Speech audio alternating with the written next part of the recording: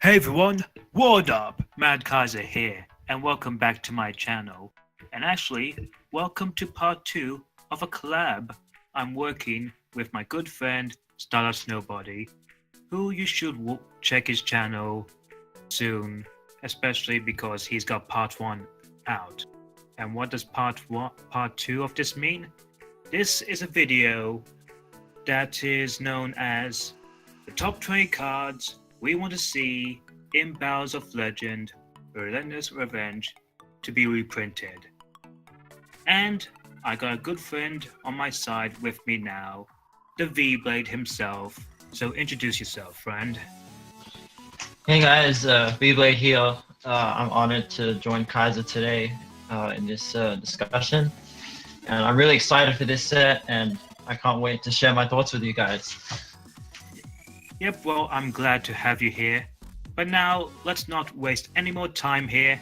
Let's get straight up to the list.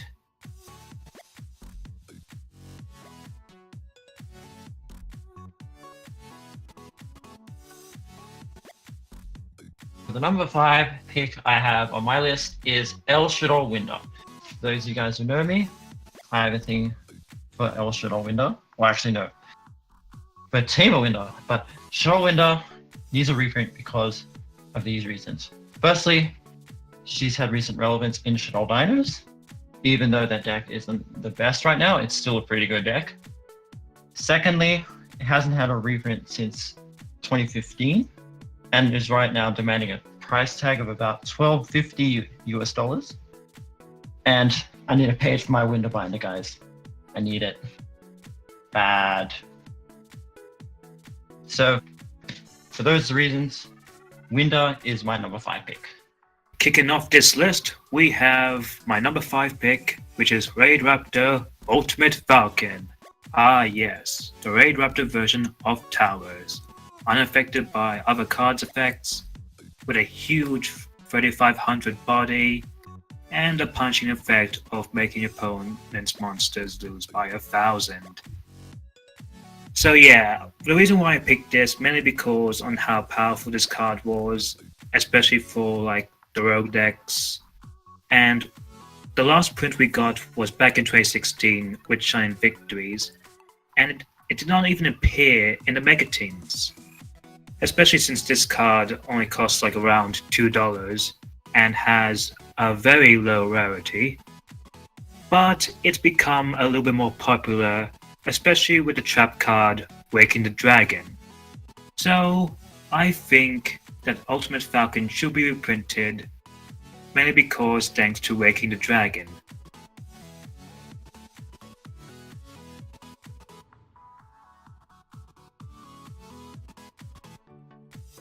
Impacting its way into my number 4 spot, I have Cyberdark Impact. Ah, yes.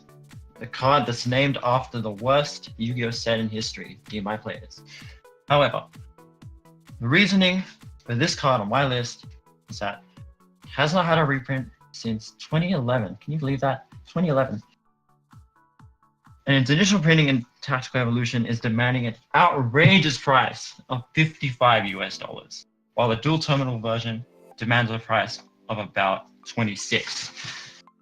And for some reason, this card was left out of Legendary Duelists, despite all the new Cyberdark support. Konami logic, I guess, right? Even the OTS packs, like nothing. So for that reason, Cyberdark Impact is on my list. Coming in number 4 is another card from the Arc 5 era, and is also the card that Yuya used in his second duel against Jack Atlas, Nirvana Eye Paladin, or basically just the Arc 5 version of Shooting Star Dragon. Anyway, so yeah, this card is also another boss buster on the list, and is one I also do enjoy liking as well. It was also printed in 2016 when it made its debut in the Dark Illusion. Although it is not the most competitively viable card, it has seen some play in like Zephyr decks, and is also a very popular collector's card. And of course, it did not make itself in the megatins at all. It's also the other cover card not receive a reprint from 5, other than of course Supreme King Zark. And for a card that only cost about $6, I think it also too deserves a reprint.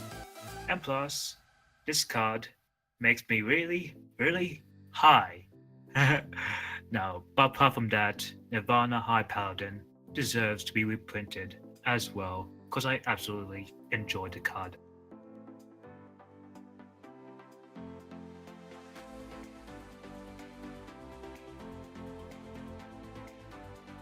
Creeping its way into my top 3 slot. At number 3, we have Upstart Goblin. You know, the card with the simple effect. Draw 1 card, your opponent gains 1,000. That 1,000 doesn't matter because you're drawing a card. So this card needs a reprint because it hasn't had a reprint in 6 years, and that was in Legendary Collection Yugi. Plus, it was in the OCG versions of Pendulum Evolution and Spirit Warriors, yet it did not translate over here into the TCG. So the fact that it's such a generic card that hasn't had a reprint in 6 years baffles me. So for those reasons, and the fact that it's $3 for the common and $10 for the ultra rare version from Legendary Collection Yugi, Upstart Goblin makes my list.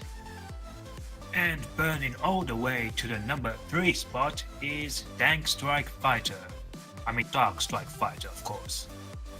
Ah yes, the big guy who just, burn you to a crisp. Insert burn! Anyway, the reason why this guy needs to get reprinted because he hasn't actually got a reprint since its errata in the Legendary Collection 5Ds. And he has great synergy with Lair of Darkness, the deck I currently play at the moment. And thanks to Destrudo, he is easy to summon. And with the aforementioned Lair of Darkness, thanks to his tributing effect, he's actually pretty good. So, with a $5 price tag for the common, and a $7 price tag for the original set Super, combined with the whole synergy with Lair, I know I'm saying a lot of Lair, but bear with me, Dark Strike Fighter makes my list up to the number 3 spot.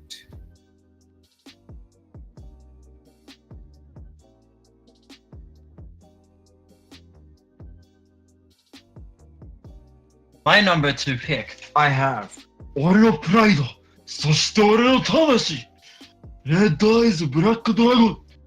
Wait a second. Who wrote the script? Kaiser, was that you? Anyway. My pride, my soul, Blue Eyes, alternative White Dragon. Yep. For some odd reason, Konami left this card out of Legendary Collection Kaiba, even though, it's Kaiba themed. Blue Eyes. Yeah. Anyway. And the fact that the most expensive version of this card at $25 is a frickin' gold rare? Dude, are you serious? No, we need this card. We need a reprint of it now. Secret rare, please, Konami. And it's a staple of Blue Eyes decks, so that's why I pick it for the number 2 spot. Making its way up to number 2 is a card that totally is awesome, dudes! It's Hey Trunade! Oh wait, wrong pun. Toad for Hire! No, that's not it. Ah yes, totally awesome. Yes, a card that has a very awesome name. It really does not. So yes, you guys know that this is just the frog version of Cyber Dragon Infinity, with the whole negating stuff, and also being a good target for Bahamut Shark, which they should not ban at all. Anyway, although it got a reprint in the last Mega Tins, since this is Battles of Legends we're talking about, where it would feature a lot of recent cards, even Dragonic Diagram, totally awesome, is a card that sees multiple plays in various decks like Mermails, Dinomists, Paleozoics, and is also even a target for Ghost Reaper and Winter Cherries. With a price of only $5 for the Mega Pack Secret, thus making it the most expensive card from that Megatins, totally awesome, makes my list.